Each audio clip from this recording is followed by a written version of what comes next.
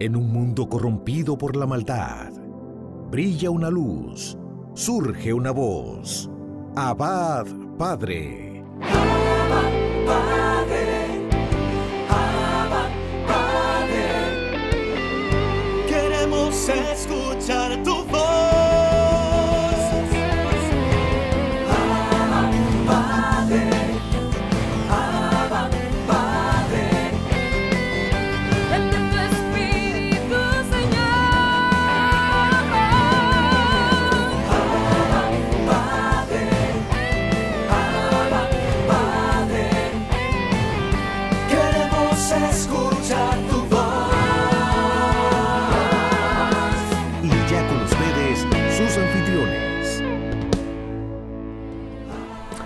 Bienvenidos a Abba Padre Internacional. Qué bueno que están ahí cada uno en su hogar viendo este programa y queremos que compártelo con todas las personas que conozcas, con todas las personas que quieres, con todas las personas que son cercanas a ti. Comparte este contenido que será de gran bendición para ellos. Queremos invocar la presencia santa del Espíritu de Dios como siempre hacemos para iniciar con su guía, con su luz. Así que te invito a que estés donde estés, cierres tus ojos y le pidas al Señor que venga a tu corazón. Ven Espíritu Santo, llena mi mente, llena mi corazón, llena todo lo que soy, todo lo que tengo. Ven Espíritu Santo y vive en mí, mora en mí, transfórmame Espíritu de Dios. Cambia todo lo que hay de mal en mí por tu gracia. Espíritu Santo, llénanos, envuélvenos, ilumínanos Espíritu Santo. Bendito y alabado seas por siempre. A ti la gloria y el honor por los siglos de los siglos. Amén.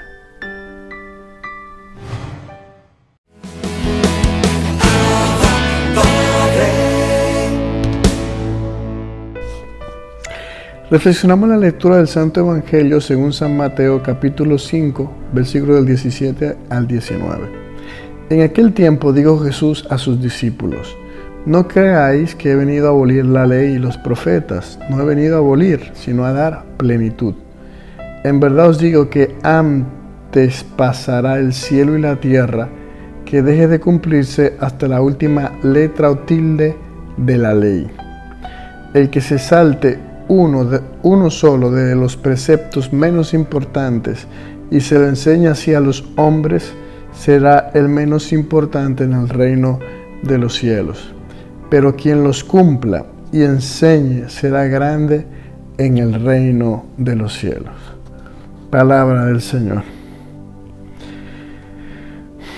Aquí Jesús rectifica o nos hace entender que de muchas de las cosas que hay en el Antiguo Testamento, que podríamos decir que sí han sido abolidas, hay cosas que se mantienen en pie al día de hoy. Porque cuando él se refiere a la ley y a los profetas, toda esa ley cultural de purificación, eso él lo abolió. De tal con limpiando cada cosa, que si tú tocabas la sangre quedaba impuro, todo ese tema con la sangre, todo ese tema de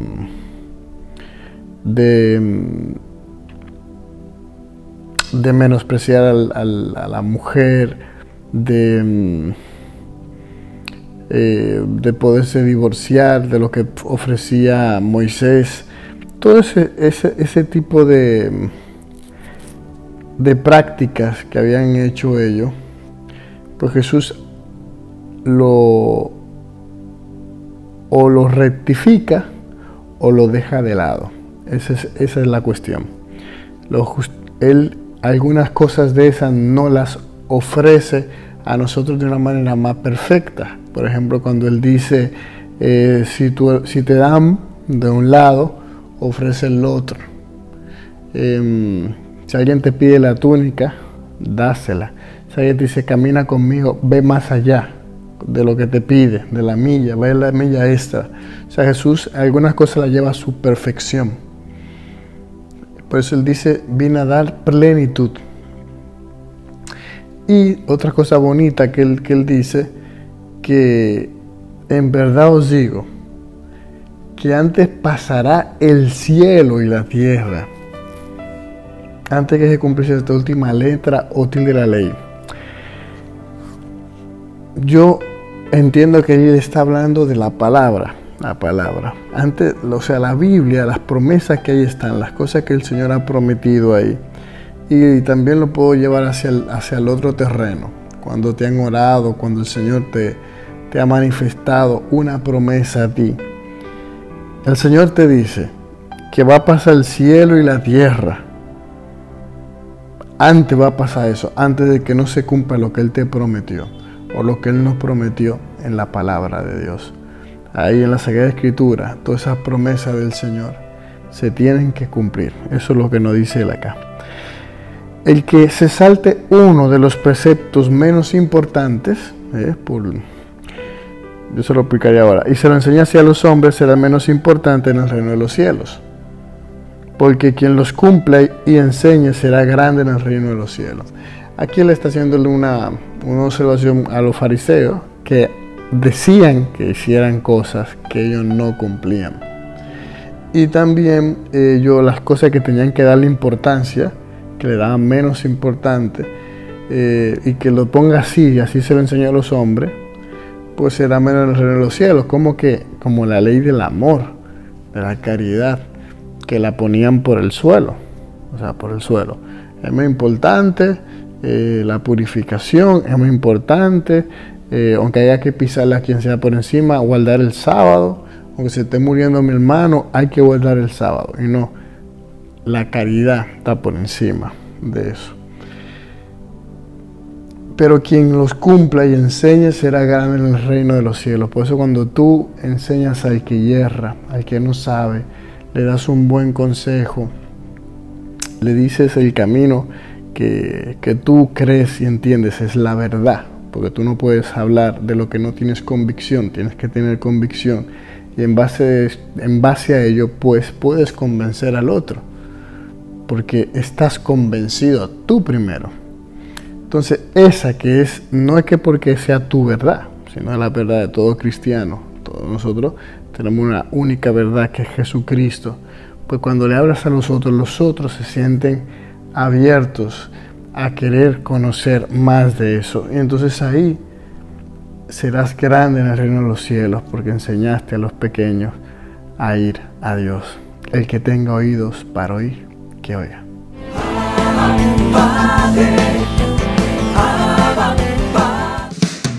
Abba Padre es la revista digital disponible para ti, gratis y mensual. Búscale y comparte la revista digital Abba Padre con temas relevantes para una nueva evangelización con alegría y ardor. Abba Padre, el medio espiritual más completo, práctico y actual para apoyar, animar y difundir la obra santa de los evangelizadores hispanoparlantes de hoy. Gratis y mensual. Abba Padre, la revista digital.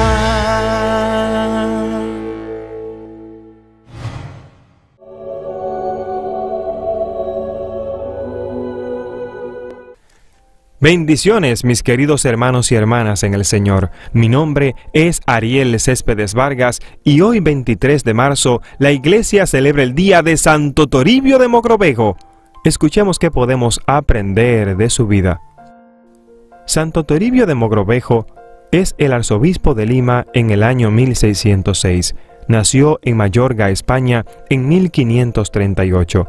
Los datos acerca de este arzobispo, personaje excepcional en la historia de Sudamérica, producen asombro y maravilla.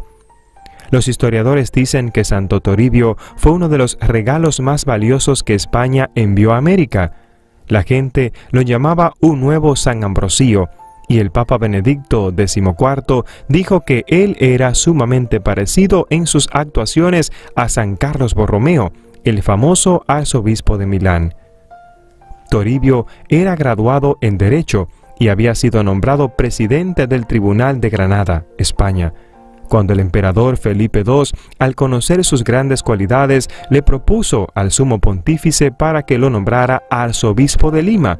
Roma aceptó y envió el nombramiento, pero Toribio tenía mucho temor a aceptar. Después de 3 meses de dudas y vacilaciones, aceptó.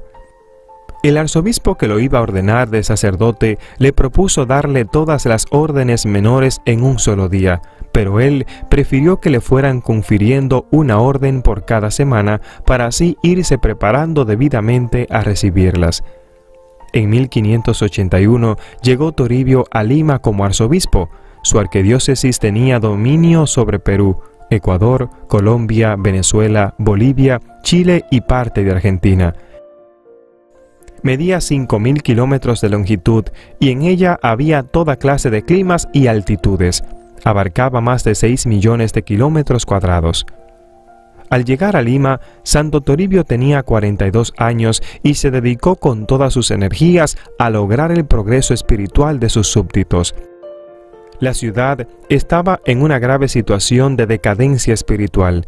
Los conquistadores cometieron muchos abusos y los sacerdotes no se atrevían a corregirlos. Muchos, para excusarse del mal que estaban haciendo, decían que era la costumbre. El arzobispo les respondió que Cristo es verdad y no costumbre, y empezó a atacar fuertemente todos los vicios y escándalos. A los pecadores públicos le respondía fuertemente, aunque estuvieran en altísimos puestos. Las medidas enérgicas que tomó contra los abusos que se cometían le trajeron muchas persecuciones y atroces calumnias. Él callaba y ofrecía todo por amor a Dios y exclamaba: «Al único que es necesario siempre tener contento es a nuestro Señor». 3 veces visitó completamente su inmensa arquidiócesis de Lima. En la primera vez gastó 7 años recorriéndola, en la segunda vez duró 5 años y en la tercera empleó 4 años. La mayor parte del recorrido era a pie, a veces en mula por caminos casi intransitables, pasando de climas terriblemente fríos a climas ardientes. Eran viajes para destruir la salud del más fuerte. Muchísimas noches las tuvo que pasar a la intemperie o en ranchos miserabilísimos. Durmiendo en el piso, los preferidos de sus visitas eran los indios, los negros y especialmente los más pobres, los más ignorantes y los más enfermos. Logró la conversión de un enorme número de indios. Cuando iba de visita pastoral, viajaba siempre rezando. Al llegar a cualquier sitio, su primera visita era al templo. Reunía a los indios y les hablaba por horas y horas en el idioma de ellos y se había preocupado por aprender muy bien su idioma. Aunque la mayor parte de los sitios que visitaba no había ni siquiera las más elementales comodidades en cada pueblo, se quedaba varios días instruyendo a los nativos, bautizando y confirmando. Celebraba la misa con gran fervor y varias veces vieron los acompañantes que mientras rezaba se le llenaba el rostro de resplandores. Santo Toribio recorrió unos 40.000 kilómetros visitando y ayudando a sus fieles. Pasó por caminos jamás transitados, llegando hasta tribus que nunca habían sido visitadas por un hombre blanco. Al final de su vida envió una relación al rey contándole que había administrado el sacramento de la confirmación a más de 800.000 personas. Una vez, una tribu muy guerrera salió a su encuentro en son de batalla, pero al ver al arzobispo tan venerable y tan amable, cayeron todos de rodillas ante él y le atendieron con un gran respeto y recibieron sus enseñanzas. Santo Toribio se propuso reunir a los sacerdotes y obispos de América en sínodos o reuniones generales para darles leyes acerca del comportamiento que deben tener los católicos. Cada 2 años reunía a todo el clero de la diócesis para un sínodo y cada 7 años a los de la diócesis vecinas. Y en estas reuniones se daban las leyes severas y las diferencias de otras veces en que se habían leyes pero no se cumplían, era aquí donde se discutían. En los sínodos dirigidos por Santo Toribio, las leyes se hacían y se cumplían, porque él estaba siempre vigilante para hacerlas cumplir. Nuestro santo era un gran trabajador. Desde muy de madrugada ya estaba levantado y repetía frecuentemente: nuestro gran tesoro es el momento presente. Tenemos que aprovecharlo para ganarnos con él la vida eterna. El Señor Dios nos tomará estricta cuenta del modo como hemos empleado nuestro tiempo. Fundó el primer seminario de América, insistió y obtuvo que los religiosos aceptaran parroquias en sitios supremamente pobres. Casi duplicó el número de parroquias o centros de evangelización en su arquidiócesis. Cuando él llegó, habían 150 parroquias, y cuando murió ya existían 250 parroquias en su territorio. Su generosidad lo llevaba a repartir a los pobres todo lo que poseía. Un día, al regalarle sus camisas a un necesitado, le recomendó: váyase rapidito, no sea que llegue mi hermano y no permita que usted se lleve la ropa que tengo para cambiarme. Cuando llegó una terribilísima epidemia, gastó sus bienes en socorrer a los enfermos, y él mismo recorrió las calles acompañado de una gran multitud, llevando en sus manos un gran crucifijo, rezando por los ojos fijos en la cruz, pidiendo a Dios que tuviera misericordia y sanara a todos. El 23 de marzo del 1606, un jueves santo, murió en una capilla de los indios en una lejana región, donde estaba predicando y confirmando a los indígenas. Estaba a 440 kilómetros de Lima. Cuando se sintió enfermo, prometió a sus acompañantes que le daría un premio al primero que le trajera la noticia de que ya se iba a morir, y repetía aquellas palabras de San Pablo: deseo verme libre de las ataduras del cuerpo y quedar en libertad para ir a encontrarme con Jesucristo. Ya moribundo, pidió a los que le rodeaban en su lecho que le entonaran el salmo que dice: de gozo lleno mi corazón cuando escuché una voz: iremos a la casa del Señor. Qué alegría cuando me dijeron: vamos a la casa del Señor. Las últimas palabras que dijo antes de morir fueron las del Salmo 30. En tus manos, Señor, encomiendo mi espíritu.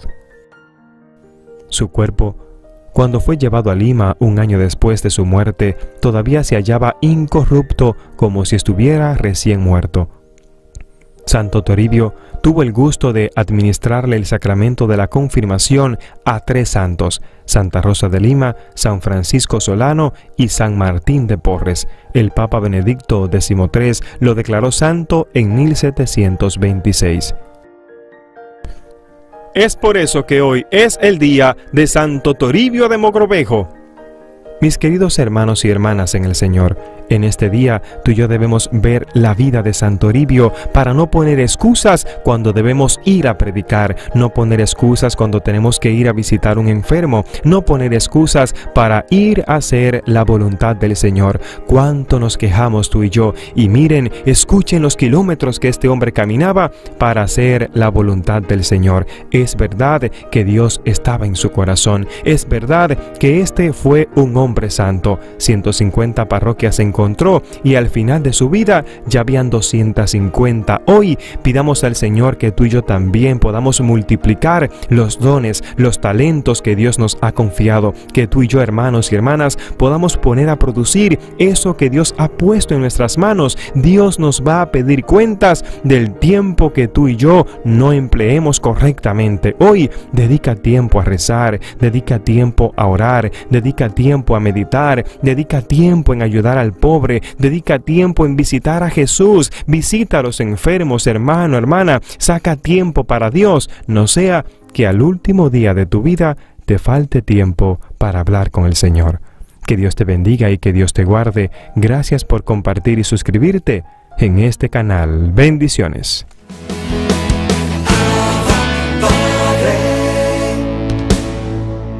Conociendo al Espíritu Santo. Seguimos profundizando en el conocimiento de la persona del Espíritu Santo, y es una gracia que el Señor nos concede, poder conocerle al Espíritu Santo a través de su palabra, que fue inspirada por Él. Y nos dice en el libro de los Hechos de los Apóstoles, capítulo 1, versículo 8, y recibiréis la fuerza de lo alto, la fuerza del Espíritu Santo, y seréis mis testigos. y seréis mis testigos. Recibiréis la fuerza de lo alto, el poder del Espíritu Santo y seréis mis testigos. Nos dice en Hechos de los Apóstoles capítulo 1 versículo 8. Entonces, ¿qué significa para cada uno de nosotros ser testigos del Señor? En otras palabras, nos está diciendo el Señor ser instrumentos en sus manos, ser instrumentos en las manos de Dios. Un testigo es un instrumento en las manos de Dios. Somos instrumento en las manos de Dios. Y ser testigos del Señor significa que hay que ir a reconfirmar a nuestros hermanos en la fe. Hay que dar razón de nuestra fe. Hay que dar razón de nuestra esperanza. Y eso es posible gracias a la acción del Espíritu Santo obrando en nuestra vida. Por eso dice la palabra que para ser testigos hay que recibir al Espíritu Santo. Es decir, para dar a conocer al Señor, para ser instrumentos en las manos del Señor, necesitamos estar revestidos del Espíritu Santo. Porque el testigo va a contar, va a compartir la experiencia de Dios en su vida. Y a la vez va con una misión especial de parte del Señor. Va con un encargo especial de parte del Señor. El testigo es el que le presta sus labios al Señor para dar razón de su fe a los demás.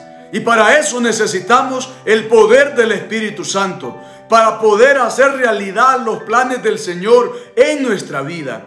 Y a eso nos compromete la palabra, el ser testigos, ser instrumentos en las manos de Dios. Pero para que sea posible esa acción del Espíritu Santo que nos convierte en testigos de los demás, en testigos del poder de Dios, necesitamos también dejarnos revestir por su presencia. Necesitamos ser dóciles a su acción. Necesitamos que en cada momento Él vaya tomando el control de nuestra vida. Solamente cuando estamos en esa actitud de disponibilidad, de escuchar su voz, de obedecer su palabra, es cuando entonces somos testigos auténticos de su verdad. Y solamente de esa forma es como podemos hacer presente a Cristo Jesús en nuestra vida y en la vida de los demás. Pues dejarnos revestir de ese poder del Espíritu Santo para ser testigos de la verdad, testigos de esperanza, testigos de la salvación, testigos de la vida eterna y testigos del poder de Dios en nuestra vida. Ser testigos de las maravillas que Dios va haciendo en nuestra vida. Oiga, hay tantos corazones sedientos de Dios que necesitan testigos de su palabra, que necesitan testimonio de su palabra. Y para eso está usted y yo, para llevar ese mensaje del Señor. Pero necesitamos recibir esa fuerza de lo alto. Necesitamos ser revestidos de ese poder de lo alto para que en verdad podamos ser testigos de la misericordia del Señor. Que el Señor les bendiga, que el Señor les proteja hoy y siempre y les guarde de todo mal y nos permita hacer a todos testigos de su verdad. En el nombre del Padre y del Hijo y del Espíritu Santo. Amén. Bendiciones.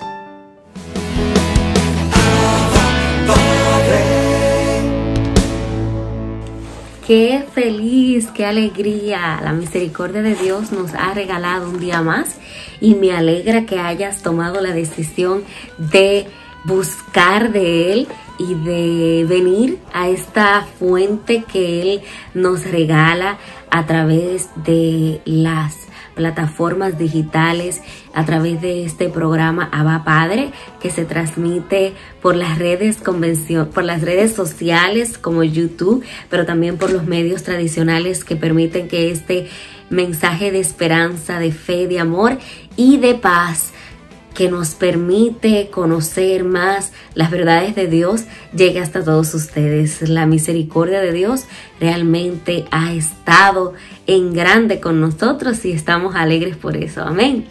Bueno, hoy quiero compartir con ustedes un mensaje especial, como todos los mensajes que vienen de parte del Señor, con la capacidad de transformar nuestras vidas para bien. Bueno, el evangelio de hoy que quiero compartir con ustedes está tomado de Mateo 5 del 43 al 47 y se lee en el nombre del Padre, del Hijo y del Espíritu Santo de la siguiente manera. ¿Han oído que se dijo ama a tu prójimo y odia a tu enemigo? Pero yo les digo, amen a sus enemigos y oren por quienes los persiguen. Así serán dignos hijos de su Padre del cielo. Él hace salir el sol sobre buenos y malos, y manda lluvia sobre justos e injustos. Porque si aman a quienes los aman, ¿qué recompensa merecen? ¿No hacen también eso los que recaudan impuestos para Roma?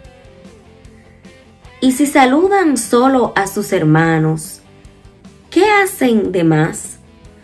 ¿No hacen lo mismo los paganos? Ustedes sean perfectos como su Padre Celestial es perfecto. Me encanta, me parece tan renovador, revolucionario. El amor que nos plantea nuestro Señor Jesús es un amor que desborda la lógica humana. La lógica humana nos dice que amemos a los que nos aman, que respetemos a los que nos respetan. La lógica humana aún en estos tiempos es ojo por ojo, diente por diente. Pero creo que inclusive fue una persona no cristiana, si mal no recuerdo, fue Mahatma Gandhi, que dijo: si todos hacemos ojos por ojo y diente por diente, estaríamos todos sin dentadura y sin vista. Porque ciertamente todos en algún momento hemos recibido ataques, hemos recibido calumnias, traiciones, hemos tenido desencuentros, inclusive dentro del mismo seno familiar. Se ven las peleas, las discusiones, los malos entendidos. Entonces, nosotros como cristianos tenemos que guiarnos por otra lógica, que es la lógica del Señor. La lógica del Señor es la lógica del amor. Amar sin medidas es la medida del amor. Así decía Santa Teresa. Y también la Madre Teresa de Calcuta decía que la medida del amor es amar sin medidas. Y ese amor que se extiende a nuestros familiares, a nuestros conocidos, a nuestros allegados, a las personas que de algún modo u otro tenemos afinidad ideológica, racial inclusive con ellos. Ese amor es un amor hasta cierto punto esperado. Es un amor, se espera que tú ames a tu familia, que tú ames a tu esposo, que tú ames a tus padres. Pero el amor por los que nos hacen mal es un amor poco comprendido. Esa forma de amar a nuestros enemigos cada día más olvidada. Esta práctica del evangelio cada vez más olvidada. Sin embargo, en esta Cuaresma vamos a pedir esa gracia al Señor, la gracia de amar a los que nos persiguen, a los que nos calumnian, a los que nos difaman, y sobre todo, y lo más importante, orar por ellos. Porque cuando uno comienza a orar por una persona, el Señor te revela tantas cosas del corazón de esa persona, que tú comienzas a ver a esa persona con otros ojos inmediatamente. Cuando tú comienzas a orar por una persona, es imposible que tu dureza de corazón, que tu resentimiento por esa persona no cambie. Eso es casi imposible, es que yo diría que imposible. Porque cuando tú le pides en oración al Señor: mira, Señor, yo te presento a esta persona que me ha herido, que me ha traicionado, yo te pido por ella, yo te pido por sus pecados, que tú tengas un encuentro personal, que esa persona pueda verte, que esa persona pueda sentirte, que tu Espíritu Santo llegue donde esté. Mira, cuando tú vuelves a ver a esa persona ya no la ves igual. El Señor te abre los ojos, te abre el entendimiento espiritual, que tú llegas hasta empatizar con esa persona, que tú llegas a entender por qué esa persona es como es y por qué esa persona te hizo lo que te hizo. Y tú comienzas a sentir misericordia con esa persona, porque la palabra misericordia quiere decir que el corazón se conduele de la miseria ajena. Misericordia, mise de miseria y cordia de corazón. El corazón que se conduele de la miseria ajena, de la debilidad del otro. Eso es el Señor. El Señor, o sea, el Señor es misericordioso precisamente porque se mueve, se conmueve y se mueve ante nuestra debilidad. El Señor se humaniza con nosotros. Por eso envió su Hijo único, para que muriera por nosotros, por misericordia, porque nos vio tan perdidos, como dice la palabra, como ovejas sin pastor. Así andábamos en el mundo, como ovejas sin pastor, que el Señor en su infinita misericordia nos mandó a su Hijo para que muriera por ti y por mí. Es una lógica que escapa a la razón humana. O sea, ¿cómo yo voy a entregar a mi hijo para que muera por malos? O sea, eso es increíblemente antinatural, digámoslo así. Porque es que vamos a poner una mujer que acaba de tener a dar a luz un hijo y le dice, mira, si tú entregas a tu hijo a la pena de muerte, hay 1000 condenados a pena de muerte que hicieron crímenes horrendos que van a salir libres. Tú dirías, no, pero mi hijo que acaba de nacer que no ha cometido pecados, no, eso no es lógico, no es justo. En la lógica humana, o sea, el sentido de justicia que tenemos los humanos no es justo. O sea, no es justo que yo ame al que me hace daño. O sea, eso es masoquismo. Pero el Señor no nos invita a permanecer en el maltrato, sino a amar. Y amar es cuidar. Amar es cuidar, amar es no hacer daño. Amar es preocuparse por el bienestar de esa persona. Muchas veces hay relaciones, interacciones que hay que, por nuestra salud física, mental y emocional, apartarnos, pero no por eso tenemos que dejar de amar. Orar por esa persona, pedir que el Señor tenga misericordia, que el rostro del Señor se les revele. Señor, que esa persona te conozca, que esa persona tenga un encuentro personal contigo, Padre, que disfrute de lo que yo disfruto hoy, de tu perdón y de tu misericordia. Yo quiero que esa persona viva esta experiencia. Eso te cambia. O sea, no hay rencor, no hay odio que se resista a esto que dice la palabra. La palabra dice, y oren por quienes los persiguen. Oren, no solamente amen, sino que oren, tomen acción.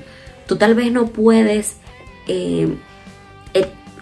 no puedes hacer una acción más que el orar, porque tal vez estás apartada por tu salud. O sea, una persona que vive una persecución, que vive una violencia, tiene que alejarse de su agresor o de su agresora, pero puede orar por él, puede orar por ella, para que el Señor tenga misericordia, para que el Señor le muestre su rostro. Y la Cuaresma es un tiempo poderoso para eso.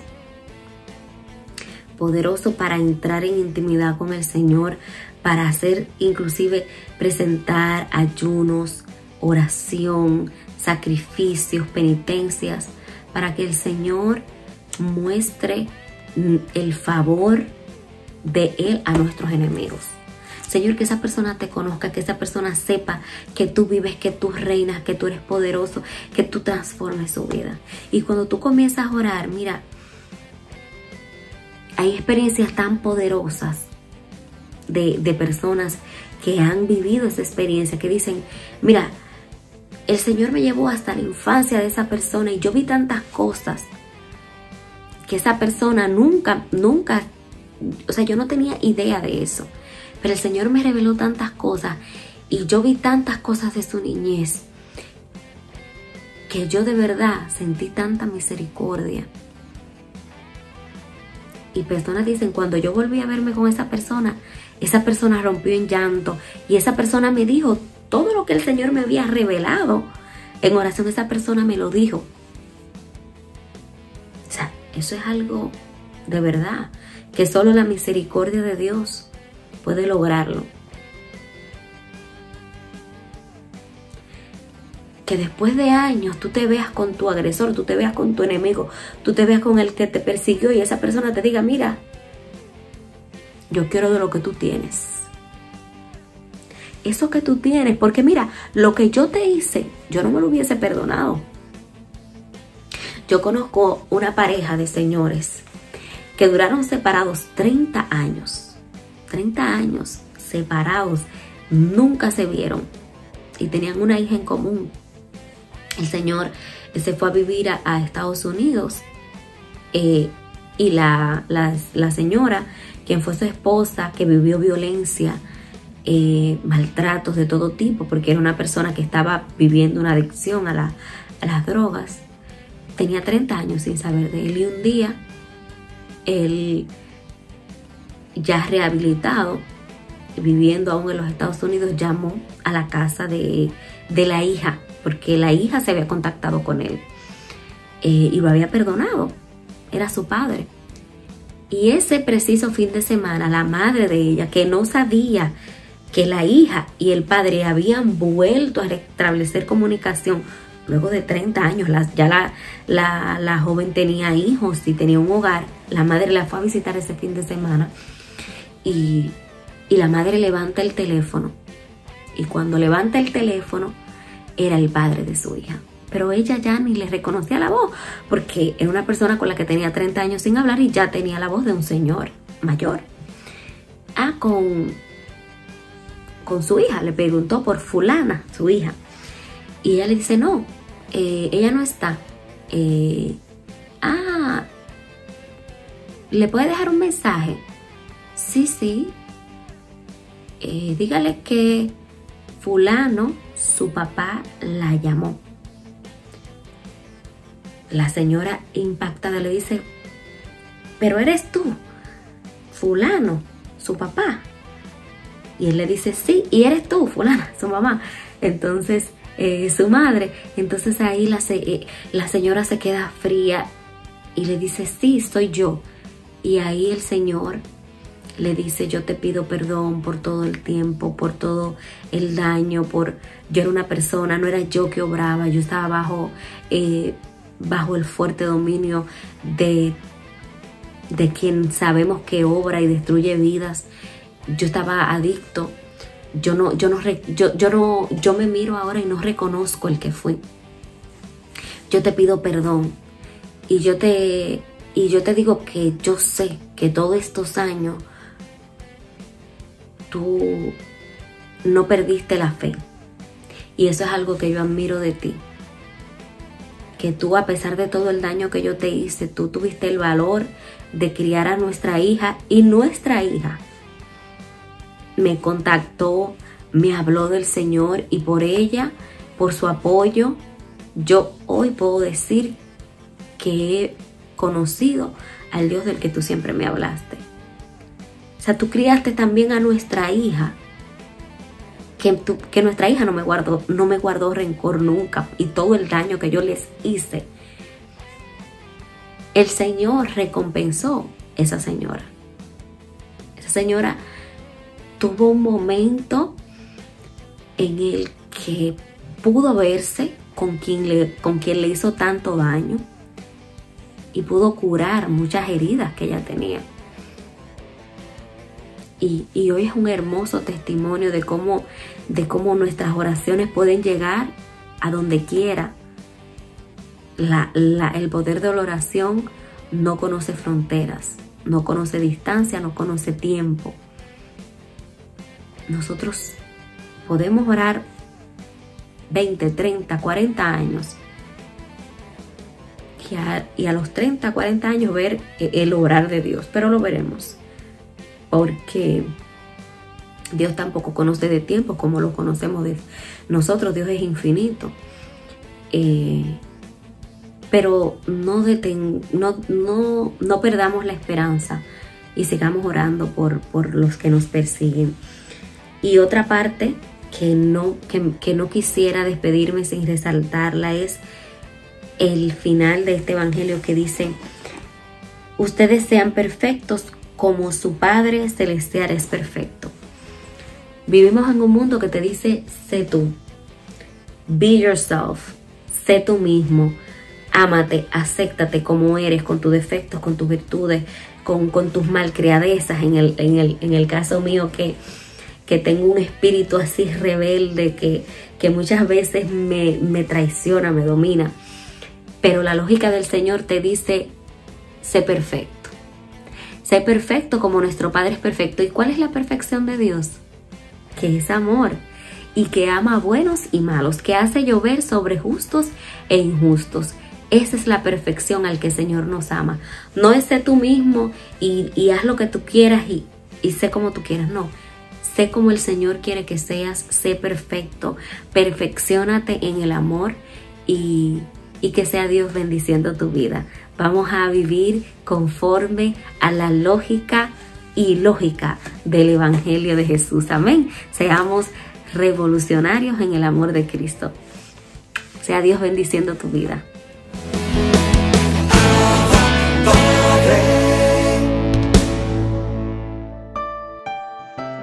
Hola, ¿qué tal? Esto es JF Proyecto Patrístico. Mi nombre es Juan Felipe Restrepo y soy sacerdote de la Unión Lumen Dei. Queridos hermanos en nuestro Señor Jesucristo y en María Santísima, vamos a continuar en nuestros encuentros escuchando a los padres de la Iglesia para ver qué nos dicen ellos acerca del Santísimo Sacramento de la Eucaristía. Estamos escuchando a San Cipriano, obispo de Cartago, mártir, y ya veíamos cómo él había reaccionado en un primer momento de una forma muy rígida y muy extrema para con los caídos durante esas persecuciones que ejercía el Imperio Romano sobre los cristianos. Recordemos que habían distintos tipos, todos ellos englobados en el término de lapsi, caídos, aquellos que habían ofrecido incienso, aquellos que habían sacrificado a los ídolos y aquellos que, aunque no hubiesen sacrificado u ofrecido incienso, sí que se habían hecho con un documento como que lo habían hecho.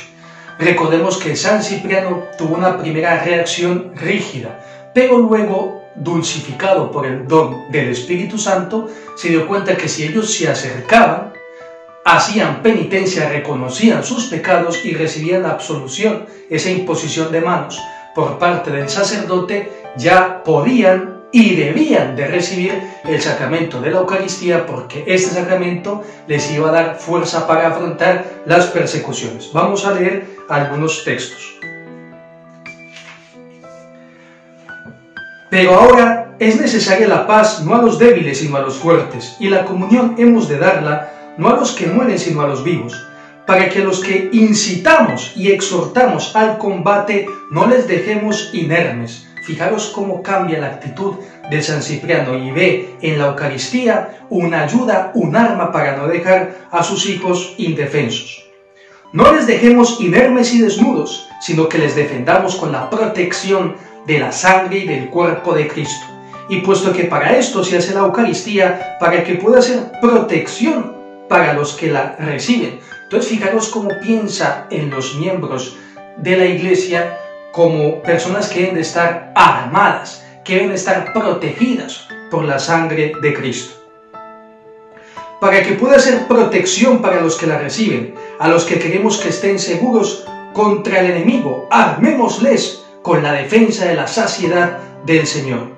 Porque ¿Cómo les enseñamos o les incitamos a derramar su sangre en la confesión del nombre de Cristo? Si a ellos que van a luchar les negamos la sangre de Cristo. ¿O cómo les hacemos idóneos para el cáliz del martirio si no les admitimos a ellos primero a beber en la iglesia el cáliz del Señor por el derecho de la comunión? Pues ahí tienes tú, querido mío, a San Cipriano en ese cambio de postura, reaccionando ya de una forma más paternal, más maternal, como la Iglesia, alimentando a sus hijos previa penitencia con el sacramento de la Eucaristía para afrontar el martirio. Vamos a leer alguna más. Más aún, es gran honor y gloria de nuestro episcopado el haber dado la paz a los mártires, para que los sacerdotes que celebremos a diario los sacrificios de Dios preparemos hostias y víctimas para Dios. Cayó en la cuenta que también él como obispo ejerce su sacerdocio preparando a sus hijos como hostias, como víctimas para un futuro sacrificio en el martirio. Vamos a leer más.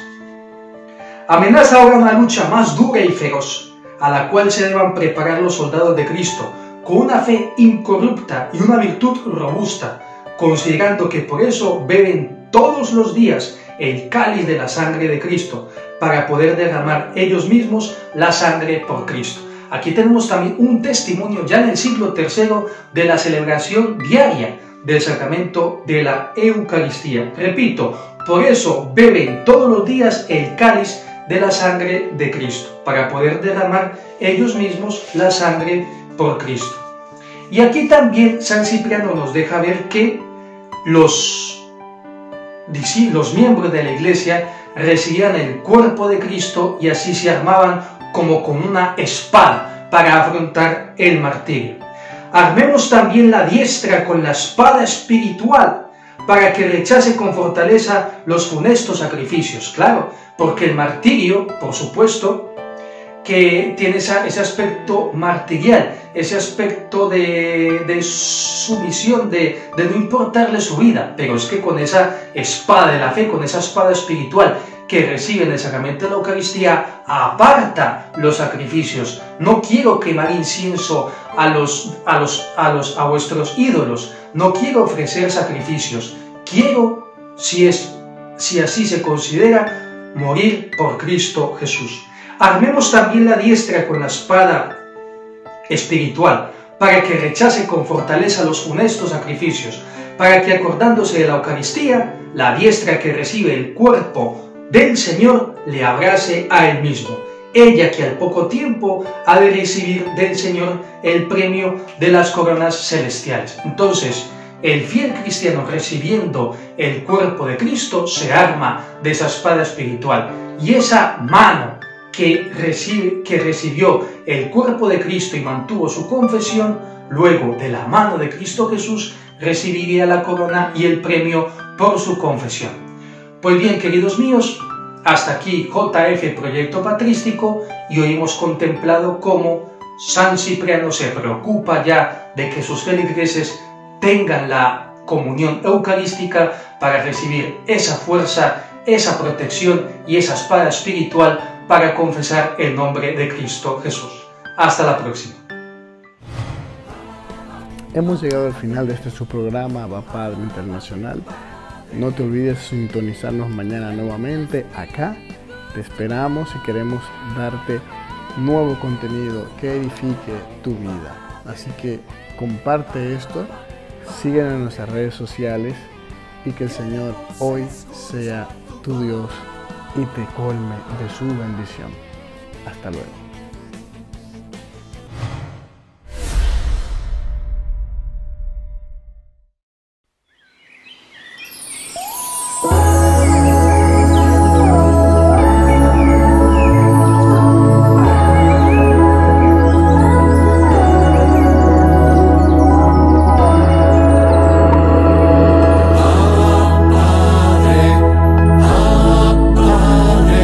Permite que por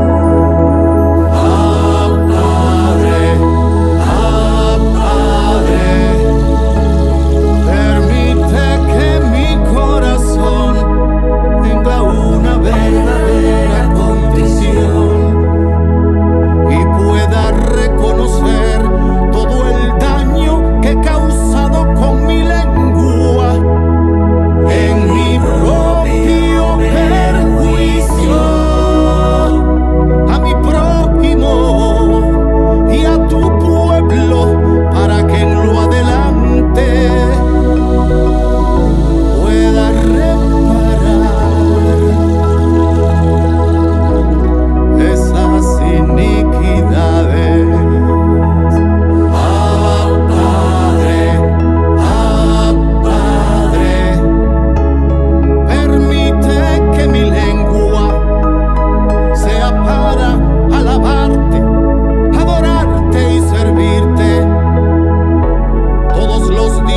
De mi vida.